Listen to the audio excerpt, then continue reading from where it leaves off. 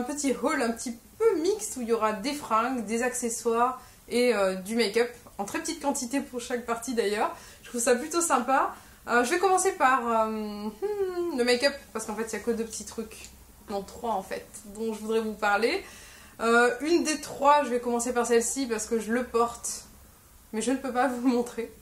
C'est le petit Pro Longwear Concealer de chez MAC. Vous le savez, sur Instagram, j'avais cassé l'ancien. Je vais en pleurer en reparlant, c'était le NC35. Et là, juste avant de tourner la vidéo, je me suis maquillée. J'ai donné un petit coup de coude sur ma table et il est tombé et il s'est recassé. Et j'ai pu récolter quand même une bonne partie que j'ai mis dans un jar. Donc c'est pas très glamour, c'est pas très pratique non plus et c'est pas très... on va dire que c'était vraiment très hygiénique le fait qu'il y ait une petite pompe. Et d'ailleurs pour moi c'est le meilleur correcteur du monde. C'est vraiment le correcteur que je pourrais racheter sans fin. Il coûte super cher, il coûte 17,50 €. Et malgré tout, si j'avais pas pu en récolter une petite partie, je l'aurais racheté.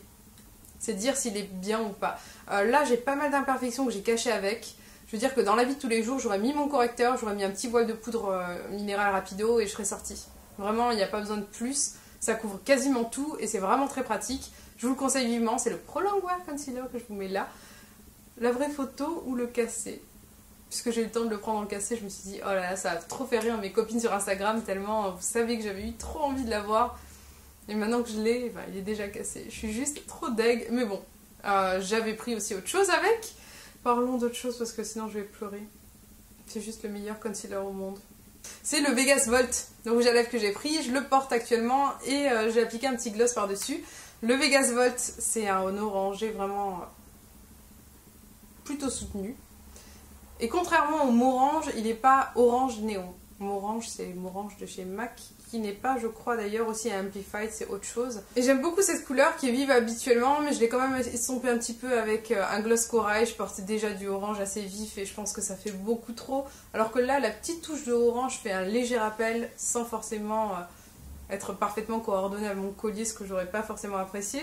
Mais je trouve que c'est une très belle couleur. Très agréable à porter, je vous le recommande vivement. Ça fait des années que je le voulais et si vous avez la pommade, je pense que c'est un des oranges qu'il vous faut.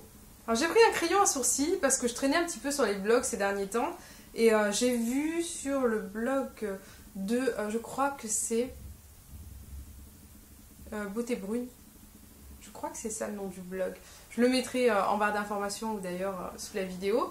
Et j'avais vu qu'elle avait testé en institut des sourcils, n'importe quoi. Elle s'était fait épiler les sourcils, on l'avait maquillée avec ce crayon. Elle n'avait pas trop apprécié, mais moi j'avais trouvé ça très sympa au niveau de la photo qu'elle avait prise. Je me suis dit que ça pouvait être plutôt naturel. C'est le gris de chez Péguissage que j'ai eu à 4,80 €. Ça se vend chez les grossistes. À Montpellier, ça se vend chez Guiran. C'est là-bas que je l'ai pris d'ailleurs. Et j'avais hésité entre ça ou le taupe. Je me suis dit, vu que la photo de la jeune fille était vraiment très sympa, je vais l'essayer. Et finalement, c'est peut-être un poil trop foncé pour moi dans la mesure où en ce moment, j'ai les cheveux qui sont châtains avec quelques petites mèchouillasses. Et que d'ailleurs, je vais un petit peu éclaircir tout ça encore une fois avant l'été. Pas tout de suite parce que je donne un petit peu de temps à mes cheveux pour revivre. J'ai pas envie qu'ils décèdent avant l'été et j'ai pas envie de couper. Et pour le coup, je pense que je retesterai sûrement le taupe. Et actuellement, sur mes sourcils, j'ai la fin de mon crayon 4 de chez Kiko qui ne se fait plus. Je galère vraiment pour trouver ce crayon parce qu'il est excellent. La couleur, elle était parfaite. La numéro 3. J'ai dit 4, je crois. Je me suis trompée, c'est le 3. C'est le spécial Chestnut for Auburn ou je ne sais quoi, là. Mais c'est vraiment une couleur hyper naturelle. Le crayon est parfait, mais j'arrive plus à le trouver en vente. Hélas. Bref, celui-ci est vraiment bien au niveau de l'application, etc. Ça m'a bluffé, mais le gris ne me correspond pas par rapport à ma couleur de cheveux, etc. J'aurais plutôt dû choisir le taupe qui me plaisait plus, mais ça peut quand même très bien aller. Je veux dire, je l'ai porté, c'était pas du tout choquant, ça donne même un petit côté naturel. C'est vraiment pas mal. Je vais vous parler d'accessoires maintenant que j'ai eu la chance de recevoir de la part de ma copine Réo. Make Up by Réo, que vous connaissez certainement, dont je vous avais déjà parlé dans d'autres vidéos, qui vend des bijoux, qui est plutôt ambassadrice en fait de la marque. Et ce merveilleux collier, je l'ai grâce à elle. Il est juste splendide. Vraiment, au niveau de la qualité du produit, c'est quelque chose de très bien terminé. C'est très lourd, très bien fini. C'est pas de la pacotille, c'est quelque chose de très chic. Pas du tout effet rafistolage ou autre. Moi j'aime énormément. Vous avez vraiment un effet corail orangé super sympa pour l'été avec un petit mélange de pierreries jaunes qui tire vers le vert. Et au lieu de vous en faire une grosse description, je vais vous montrer parce qu'il est splendide. Voilà ce superbe collier. Que dire de plus? Et c'est vraiment quelque chose que j'aime beaucoup porter. Je vais vous montrer la paire de boucles d'oreilles également que j'ai reçue. Ces bijoux, c'est de la marque Stella & Dot. Je connaissais, mais je n'avais pas eu la chance de tester. Et autant vous dire que cette marque m'a conquise. C'est vraiment des bijoux de qualité, très bien finis, très bien travaillés. Il n'y a rien à dire, c'est la perfection. Concernant les boucles d'oreilles, je les ai laissées dans l'écran parce qu'elles ne vont pas avec ce collier. Mais je les porte, elles sont juste incroyablement belles. Alors, je tiens à dire que je suis une grande fan de pierres. Si vous me suivez depuis longtemps, vous savez que les pierres, c'est quelque chose que j'adore. Et avoir l'opportunité d'avoir des bijoux en pierre véritable, facetés, travaillés, c'est juste un pur plaisir. Là, c'est du quartz clair, faceté, et entouré d'un liseré doré. Je pense que si je vous les montre, vous allez les vouloir parce qu'elles sont parfaites. Et je trouve vraiment que ces boucles d'oreilles se suffisent à elles-mêmes. Je vais vous montrer ce que ça donne une fois sur l'oreille parce que justement, lorsqu'on a un joli port de tête, c'est juste magnifique. Et si vous avez des cheveux vraiment souvent lâchés, comme c'est des grosses paires de boucles d'oreilles, ça se voit. Je les trouve splendides. Alors imaginez avec un joli chignon porté en bas de nuque. En bas de nuque, oh, très chic et très drôle comme expression. Mais porté vraiment assez bas, un petit peu fouillis, je trouve que c'est parfait. Alors moi je les trouve splendides et je les porterai vraiment pour n'importe quelle occasion d'ailleurs. Elles sont longues, elles ont une forme vraiment très originale et le côté faceté ça apporte quelque chose de précieux. Je trouve que c'est dingue. Je sais pas, je suis fan de cette petite pierre là qui brille d'autant plus de mille feux qu'elle est facetée de plein de façons. Et le côté allongé, moi je suis vraiment dingue de la forme de cette boucle d'oreille qui affine, je trouve, le port de tête. À condition bien entendu de ne pas le porter avec ce collier. Et j'aime beaucoup. Et je préfère investir dans des objets comme ça qui ont non seulement une personnalité mais aussi quelque chose de particulier. Je sais pas, il y a quelque chose dans ces bijoux. Et puis bon, c'est dit, hein, moi je préfère largement ce genre de bijoux à d'autres bijoux qu'on voit qui ne sont rien du tout, qui sont moins bien finis et qui sont parfois bien plus chers. C'est mon opinion, dites-moi ce que vous en pensez parce que moi je trouve que la boutique elle était juste dingue, elle m'a dit voilà, je te permets de recevoir les bijoux de ton choix. Je suis restée sur la boutique, je me suis dit bon, je vais lui demander le collier et les boucles d'oreilles, mais je vais pas m'arrêter là, ça c'est sûr et certain, je lui prendrai des bijoux un petit peu plus tard. Il y a vraiment de très belles pièces, et si vous jetez un coup d'œil, je suis sûre que vous allez être fan.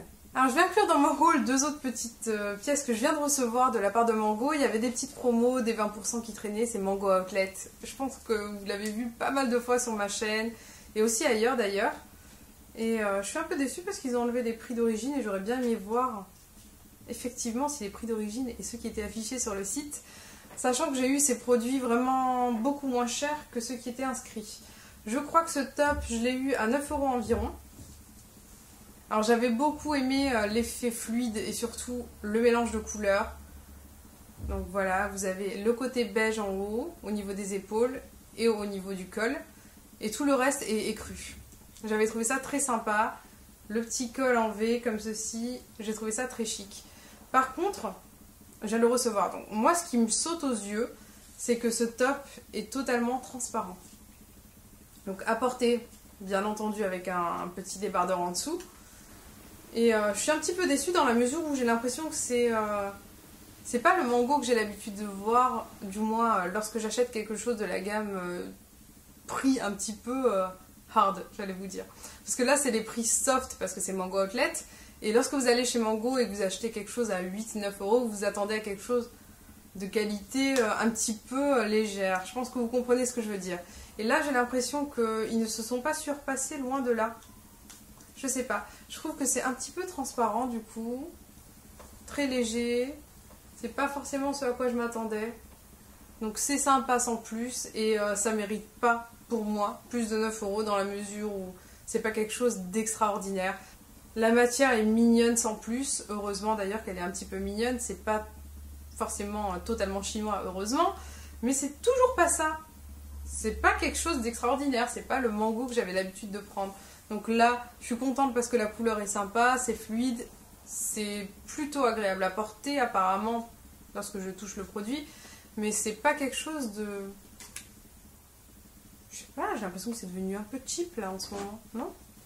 J'ai pris aussi un pantalon, et le pantalon il était canon sur le mannequin. C'est un pantalon avec une forme un petit peu carotte, mais assez ample. C'est un pantalon fluide, il est très casual, je me suis dit pour l'été ça va être cool. Il a des fausses poches à l'arrière, donc on a juste le petit dessin de la poche comme ceci. Rien d'extravagant. Il y a une petite fermeture éclair en bas, c'est un effet pantalon carotte.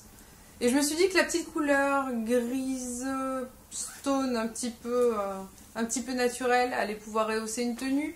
En fait c'est sympa sans plus, parce que je m'attendais à une qualité de produit beaucoup plus noble. Donc là, ben, je suis moyennement contente. Je me dis que ça sera cool à porter, mais c'est pas du tout quelque chose que j'aurais pu acheter à 40 €, qui est son prix initial. Je sais pas, j'ai l'impression de débarquer.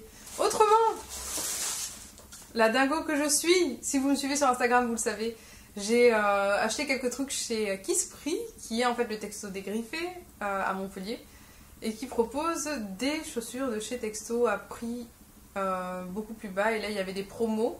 Donc il y avait cette paire de chaussures qui est vraiment super sympa. J'avais pas de paire nude dans ce genre-là, c'est des beiges nude basiques, mais j'en avais pas. Et j'aime bien le gros talon, le fait que ce soit des peep-toe shoes, et le fait qu'elles soient en cuir, bien entendu, parce que j'aime les chaussures en cuir, je n'achète pas les autres. Désolée pour toutes les filles sur Instagram qui m'ont dit « Ah non, pas du cuir ». Oui, je mets des chaussures en cuir et j'adore les chaussures en cuir. Je trouve que, voilà, je trouve pas mon compte avec le synthétique. Désolée. Alors cette paire de chaussures, je les ai eues à 35 € au lieu de 89,99 €. Ils sont cinglés chez Texto. Je les aurais jamais achetés à 89 €. Cela dit, c'est des belles chaussures. Mais moi, je préfère avoir des belles chaussures pas chères. La fille qui veut tout.